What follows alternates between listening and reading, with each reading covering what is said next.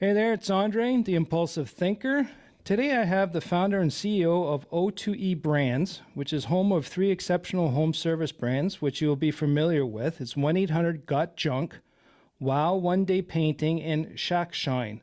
He's also the author of the number one best-selling book, WTF, Willing to Fail, and BYOB, which I like this title, Build Your Own Business, Be Your Own Boss. Brian, thanks for being on. Hey, thanks for having me, Andre. Brian Scudamore. I forgot to mention that part. Sorry. You got it. No, that's good. What is O2E? Yeah, great question. It stands for ordinary to exceptional. Everything we do is about taking an ordinary business like junk removal as an example and making it exceptional through people, through systems, through vision, great customer experience. Everything we do, ordinary to a bar of exceptional. And it doesn't matter what our brand is, that's the game we're playing. Yeah, and I think a lot of us can, I forget the R word for it, but we understand what you're trying to say there, or reflect. My God, that word is right out of my head. Anyways, we'll continue. I've heard you speak many times. One of your things is marketing, branding. But I really got interested in this one topic because I'm actually struggling with this. And this was an article you wrote in the Forbes magazine about founder's dilemma. Mm, yeah. You want to give us a little more insight on that and what you meant by the founder's dilemma? Well, it's not something I created, but Noam Wasserman, who was a Right. Harvard professor, he now teaches, I believe, at UCLA, and he created a case study on what was the Rubbish Boys, our company at the time that became 1-800-GOT-JUNK. And he said the founder's dilemma is, do people want to be rich or do they want to be king? You usually come to a point in your business where you have to make a choice. Do you want to be the king, the leader? It's all about you. Do you want to be rich? Do you want to be making money, selling the company and exiting one day? What is it that motivates you? And, for me, it's an interesting one when they studied the Rubbish Boys and trying to determine what path I would take. I felt like I always wanted to be king of one thing, and that was the vision of possibility, of inspiring amazing people to build their own businesses, to have an it's all about people culture where we find the right people, treat them right, and to build and grow a brand in an exciting way. I wasn't looking to get rich and sell the company. I wanted to be the champion of the vision, the king, if you will. And I realized it takes a team of people. It takes a massive village to build a company. For me, it was about just owning one thing, and that's the vision. Be king of your own vision. I don't like to use this word often, but to me, this is profound. Sometimes I find profound's overused, but Sure. that completely changes how to look at the company now. If I'm more king of the vision versus the growth financially or number of teams. I'm really intrigued by this. So what needs to change in our mindset for this to occur? I think you've got to be able to see a vision. So I've got a tool called the painted picture. What does the vision look like? If you can imagine pure possibility in your world, your business, your personal life, what does it look like? How does it feel? How do you act? And creating that canvas, that blank canvas of possibility, you start there, you put it in writing, and then you share it with everyone around you. And you say, this is the vision. This is what I see. Do you see what I see? Do you see what we see? And off you go to make greatness happen. We said when in our first painted picture, 5 years into the business, that we'd be on the Oprah Winfrey Show, that we'd be in 30 cities across North America. We were only in one. We imagined these big, bold ideas. And we didn't know how we'd make them happen, but we knew they would happen. And we rallied the right people to join our vision and turn possibility into reality. And is that with along the same lines as your 1-3-5 exercise? Mm, what's my 1-3-5 exercise? Something about a year from now, 3 years from now, and 5 years from now. Mm. I don't know if that's what I would call it, but I might use that from now on, a 1-3-5. But yeah, a vision, a painted picture. I start with 5 years. What does the Okay. 5-year future look like to you? And then I often work backwards and say, okay, what's the 1 year plan? What do we need to do this year to make that 5-year vision likely to happen?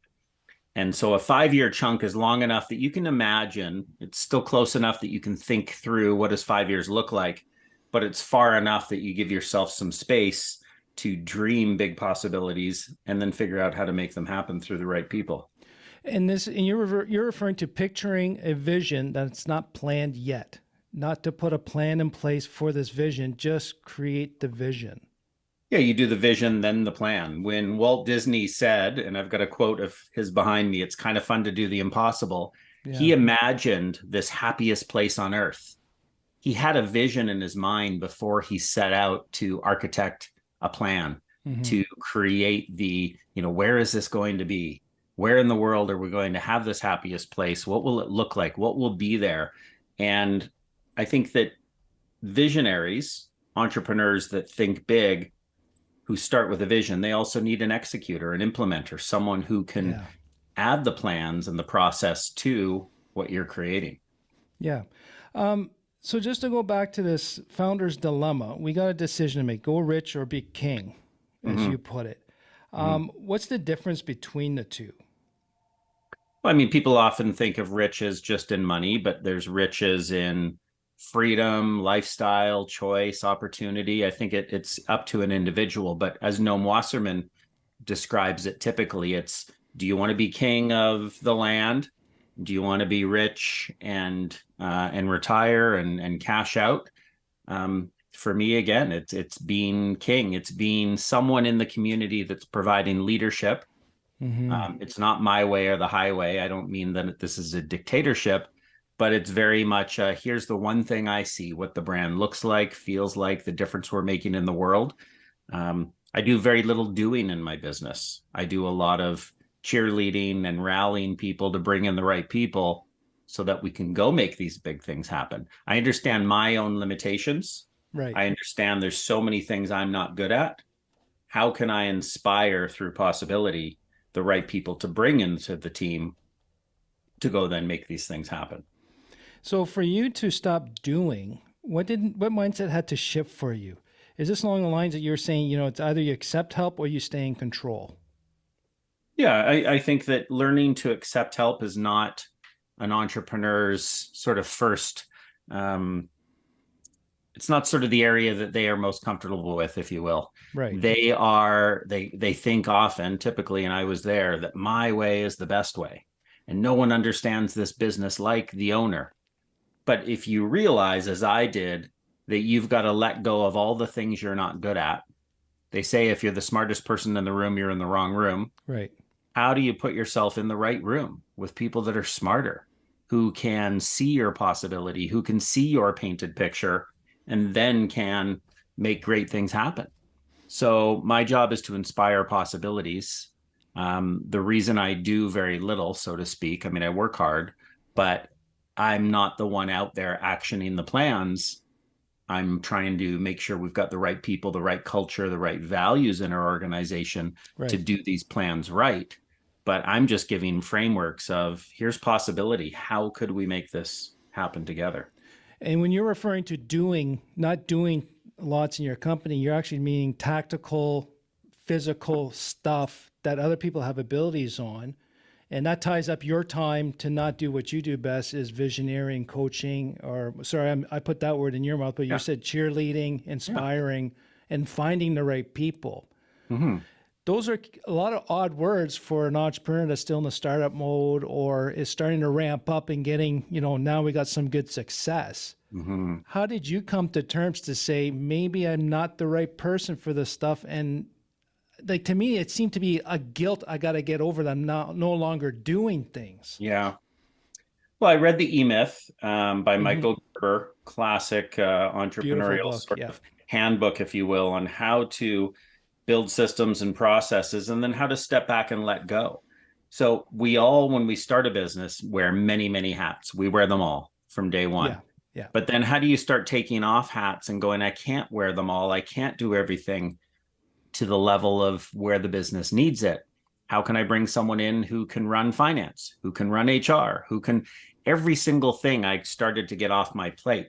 And the more I got the stuff I wasn't good at or didn't like to do off my plate, the more it freed up my time to do the things that I excel at. again, visioning, setting a culture and a tone, cheerleading people on. Those things are what I love to do, and I think are my gift to the company and the world. How do you free yourself? How do you free yourself up as an entrepreneur? That stuff is so key, and most entrepreneurs have trouble taking that first step in letting go. And what do you think is the reason they can't take that first step, or they're hesitant to take the first step? I think a lot of reasons: fear of what if my people make some mistakes? What if they fail? What if they can't do it as well as I can do it? And entrepreneurs often want to control things. Yes. And, you get a lot of entrepreneurs who they really want to control everything in their business. But I think the best way to control is by letting go.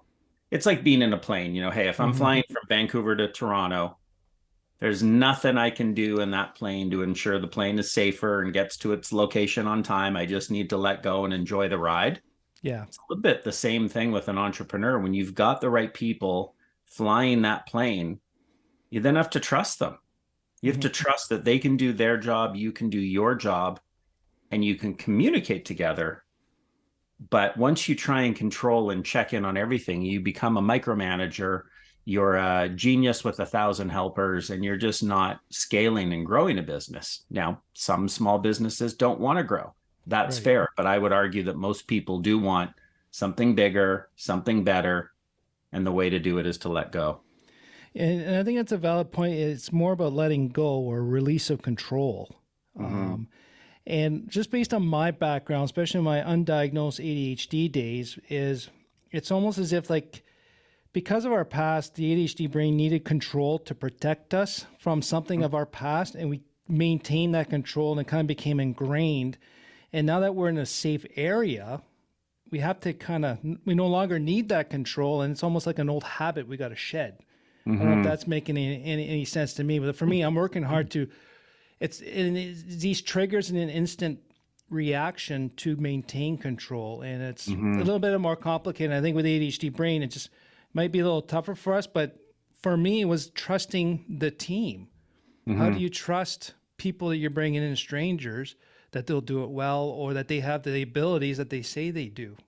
And in the end, it's trial and error, really. Yeah, I think that's it, Andre. It's trial and error. It's letting people, giving them enough rope that they're not going to hang themselves, but that they're going to make some mistakes. Yeah. And then you debrief on it and go, okay, so what did you do well? What could you have improved? What did you learn?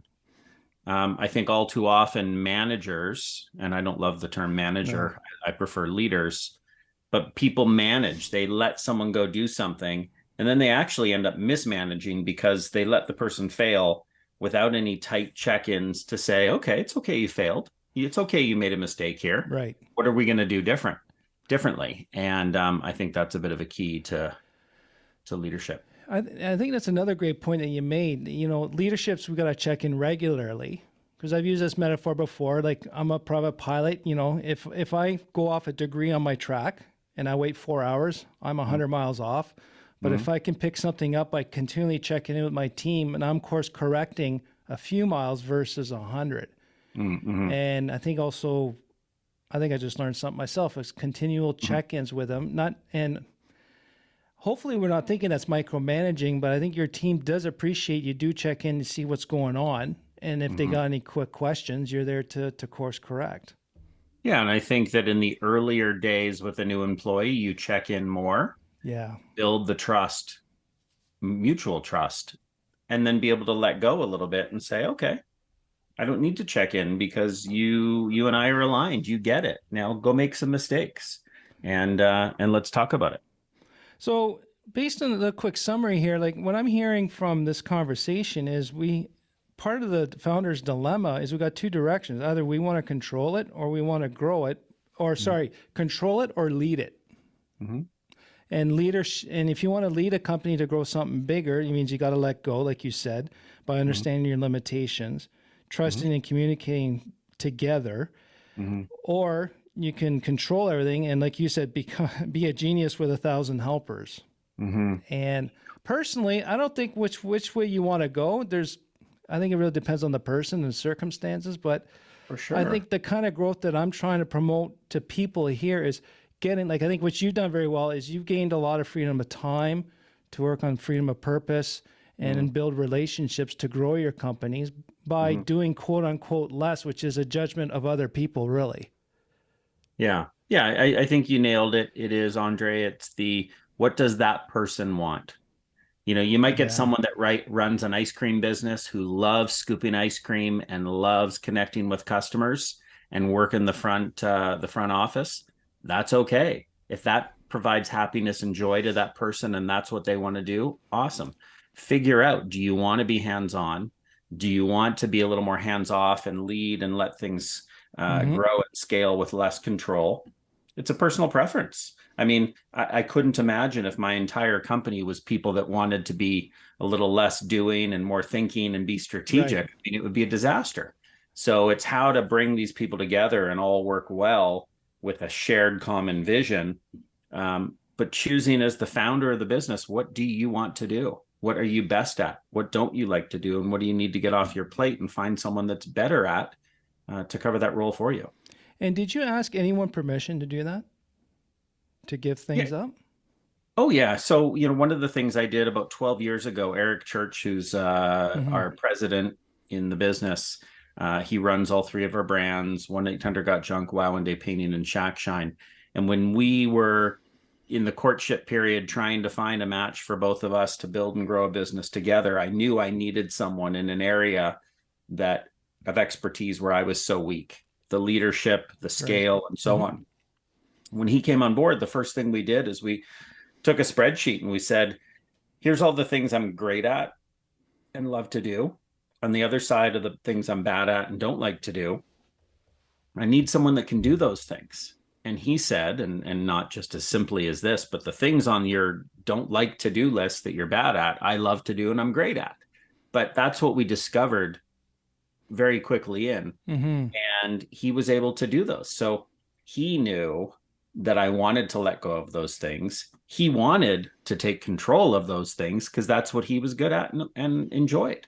So it was just communication in the beginning to make sure that we had the right structure for both of Yeah. us to be very successful. And yet an understanding, yeah. So you didn't necessarily get permission to do their stuff. You guys came in understanding what you can and what to do, what each other's roles are to be. Because I know a lot of people will always look for permission to do less from other people that really, in my opinion, they have no say in it. You know yourself. If you understand what you're good at, Mm-hmm. you don't need permission to work in that, especially as an entrepreneur. Get the Mm-hmm. right people. Yeah, and Eric and I know this about each other that he would know I'm not slacking off. I've not Right, not gotten all this stuff off my plate. Now I'm just at the beach. I'm working as hard as I ever work, but it's in areas that I provide the most value. right. He's working crazy hours in the area he provides the most value, and together, it's this two in the box model of leadership where you've got a visionary and an implementer at the top Yeah. doing different things but jointly aligned. It is like magic. It really is. Yeah, that's really cool because the other thing that just hit me is for a while, like you just said it, that you're not slacking off. But for a long time, I thought that my team would see me as slacking off. Mm-hmm. But then when I actually talked to them, like, oh no, you're working your butt off. You're doing what you're supposed to do. And then I was like, Exactly. oh man, like people do see if you're working in your building and working hard or not. Just Yeah, we got to stop comparing to other people. So 100%. I really love this. So, Brian, where can people find you? Well, you go to Google, put my name in, you'll find me somewhere. Your social media, LinkedIn, Instagram, whatever you're looking for. My brianscudamore.com website. I love connecting with amazing entrepreneurs, as you and I got Mm-hmm. introduced by Peter Shankman, who started Yeah. Harrow, and we share and we learn together. I can tell that in this short podcast together, you've learned something, I've learned something, Yeah. and it always makes time with unique entrepreneurs and unique minds that extra special. So thank you for having me. Well, thank you very much. Because if we both learn something, I know the listeners learn something too, and that's my goal. So thanks again. And for you, the listener, I like that term. Do you want to be rich or king? And the phrase "be king of your own vision" to me now, I got a whole different way of thinking and looking at things now, and it gives me self permission now to stay there, and I really like that. So I wrote I will say I wrote a couple articles on the painted picture, how to create a vision, in both Inc. magazine and Forbes. So if someone Googles Brian Scudamore painted picture, you'll also find a bit of a process that shows someone how to create that. Because whether someone wants to be rich or king, it's understand what you want. And to me, that starts with a vision. Detail it out in writing, and then start to share that future possibility with others. And you'll see that, again, like magic, some of these things just come together and start to happen. Right. And you got tools on your website also with the painting pictures, some other thinking tools, which are really cool. I thought it was really nice. So you, the listener, what does the person want in your company that can help you? And do you want to be a king of your own vision? So let me know. I'll be glad to hear from you. Thanks again, Brian. Thank you. And to listeners, we'll talk to you soon.